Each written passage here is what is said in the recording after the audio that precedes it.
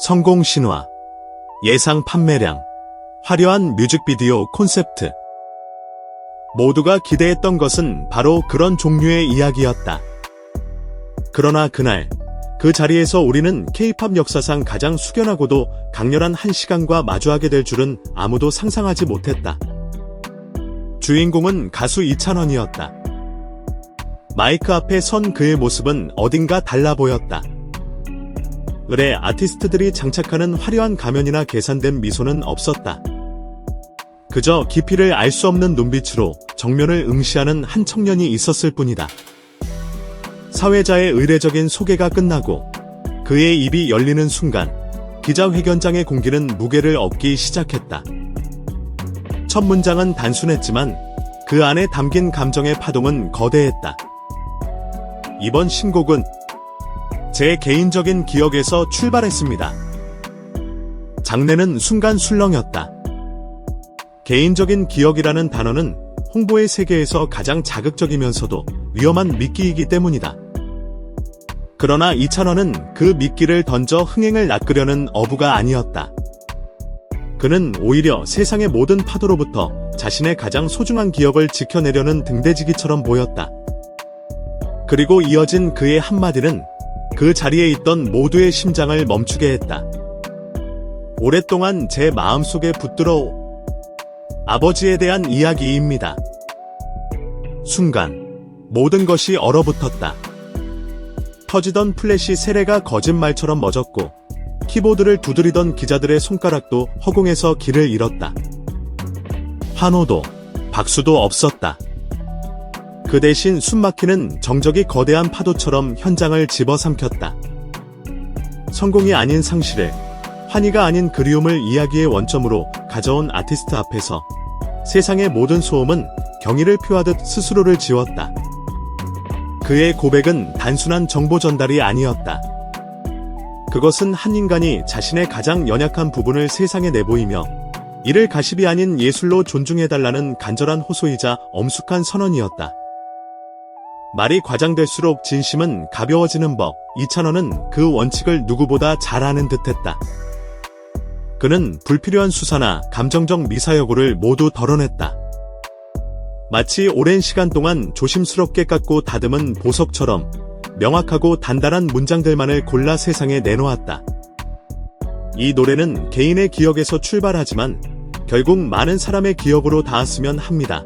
짧지만 그 어떤 웅변보다 강력한 문장이었다.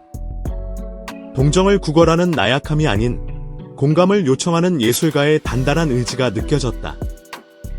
그때 현장에 무게감을 더하는 또 다른 인물이 있었다. 바로 가요계의 거모, 서른도였다. 그는 단순한 응원을 위해 자리한 것이 아니었다. 그는 이 이야기의 유일한 증인이자 후배가 홀로 짊어져야 했던 감정의 무게를 조심스럽게 증언하기 위해 온 보호자였다. 그의 입에서 나온 이야기는 충격적이었다. 녹음과 편곡의 기나긴 길 위에서 찬원이가 혼자 모든 감정을 감당해야 하는 날들이 있었습니다. 서른도의 목소리는 낮고 차분했지만 그의 증언이 그려내는 풍경은 처절했다. 그는 아무도 없는 작업실 구석에서 홀로 감정을 정리하던 이찬원의 뒷모습을 조심스럽게 언급했다. 감정을 억지로 지우려 하지도, 그렇다고 감정에 휘둘려 노래의 중심을 잃지도 않으려 스스로를 단단히 붙잡고 사투를 벌였던 청년의 고독한 시간. 그 장면이 언급되었을 때 많은 이들의 가슴이 먹먹하게 내려앉았다. 누군가의 눈물은 그 자체로 최고의 뉴스가 될 수 있다. 자극적인 헤드라인이 눈앞에 아른거렸다. 그러나 바로 그 순간 이 이야기의 진정한 클라이맥스가 펼쳐졌다. 더 깊은 세부 묘사를 이어가려던 선배 서른도를 향해 후배 이찬원이 단호하지만 정중하게 선을 그은 것이다. 선배님, 거기까지면 충분합니다. 나머지는 노래가 발표되는 순간 관객들이 스스로 해석할 수 있도록 남겨두고 싶습니다. 이것은 단순한 정보 통제가 아니었다. 폭로보다 맥락을, 동정보다 정취를, 자극적인 드라마보다 깊이 있는 예술을 선택한 창작자의 위대한 선언이었다. 그는 자신의 슬픔이 값싼 동정의 대상이 되거나 마케팅의 소재로 소비되는 것을 온몸으로 거부했다. 개인의 상처와 아버지의 기억을 지키는 동시에 그것을 가장 존엄한 방식인 음악으로 승화시키겠다는 강력한 의지의 표명이었다. 이 요청 앞에서 서른도는 물론 현장의 모든 기자는 기꺼이 펜을 내려놓고 그의 선택에 존중을 보냈다. 기자회견의 톤은 이 순간을 기점으로 자극에서 설명으로 그리고 마침내 존중으로 완벽하게 이동했다.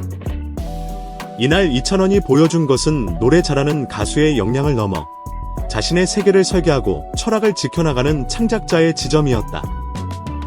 그는 우리에게 물었다. 진심을 어떻게 설계할 것인가? 그리고 스스로 답했다. 감정의 깊이를 드러내되 정보는 철저히 절제하는 방식으로. 이 방식은 청자가 가사 속 빈칸에 자신의 아버지, 자신의 가족, 자신의 시간을 채워 넣게 할 것이며 바로 그 순간 개인의 슬픔은 비로소 모두의 위로가 될 것이다. 서른도의 존재는 이 합의를 더욱 성스럽게 만들었다. 업계의 선배가 동료이자 증인으로서 후배의 경계를 함께 지켜줄 때 그 이야기는 감히 누구도 의심할 수 없는 신뢰를 얻는다. 이 친구는 감정을 곡으로 다룰 줄 안다는 그의 한마디는 수십억의 홍보비로도 살 수 없는 가장 강력한 품질 보증서였다. 무대 뒤 이야기는 때로 독이 되기도 하고 약이 되기도 한다. 약이 되려면 두 가지 조건이 필요하다. 음악이 중심에 있을 것, 그리고 사실을 과장하지 않을 것. 이날의 기자회견은 이 두 조건을 완벽하게 충족했다. 모든 감정의 서사는 결국 노래로 향했고 노래에 대한 이야기들은 과장 없이 정리되었다. 그래서 현장을 나오는 사람들의 표정은 들뜨기보다 단단했고 빨리 듣고 싶다는 기대는 꼭 들어야겠다는 사명감으로 바뀌고 있었다. 우리는 아직 신곡의 구체적인 사운드를 알지 못한다. 하지만 그 방향은 충분히 짐작할 수 있다. 상실을 주제로 한 위대한 곡들이 그러했듯 악기의 수를 늘리기보다 의미 있는 침묵을 활용하고 기교를 과시하기보다 발음 하나하나에 진심을 눌러 담아 전달에 집중했을 것이다. 화면을 가득 채우는 설명 대신 보는 이가 자신의 기억을 투영할 수 있는 여백을 남겨두는 방식의 뮤직비디오가 될 것이다. 이제 공은 우리에게 넘어왔다. 팬덤은 이미 과한 해석을 경계하고 노래가 던지는 키워드만을 중심으로 감상을 나누자는 성숙한 약속을 공유하고 있다. 우리는 기다림과 경청으로 그의 선택에 화답해야 한다. 발표일이 다가오면 수많은 리액션 영상이 쏟아질 것이다. 그때 우리는 자극적인 장면보다 고요한 문장을, 화려한 장식보다 정직한 가사를 먼저 보자는 이 날의 약속을 기억해야 한다. 한 사람의 슬픔이 공적 언어로 번역되는 과정에는 절제, 배려, 기술이 필요하다. 절제가 없으면 자극이 되고 배려가 없으면 폭로가 되며 기술이 없으면 메시지가 흐려진다. 이찬원과 서른도, 그리고 그날 현장에 있던 모두는 이 세 가지의 완벽한 균형을 목격했다. 녹음실에서 흘렀다는 눈물은 기사거리로 남기지 말자. 그것은 단지 시작을 알리는 신호탄이었을 뿐이다. 진짜 이야기는 우리 각자가 재생 버튼을 누르는 바로 그 순간 시작된다. 그때 우리는 비로소 알게 될 것이다. 왜 그가 세세한 설명 대신 노래를 택했는지, 왜 선배는 도를 넘지 않는 증언으로 후배를 지켰는지, 왜 현장은 그토록 조용했지만 용광로처럼 뜨거웠는지를. 그리고 우리는 이렇게 말하게 될 것이다. 이 노래는 나의 아버지를, 나의 가족을, 나의 시간을 떠올리게 한다고. 빠르게 소비되길 거부하는 한 곡, 길게 울리려는 한 목소리. 그 위대한 서사의 초석은 바로 오늘 이 자리에서 놓였다. 이제 우리에게 필요한 것은 단 하나, 음악이 시작되는 순간의 거룩한 침묵이다.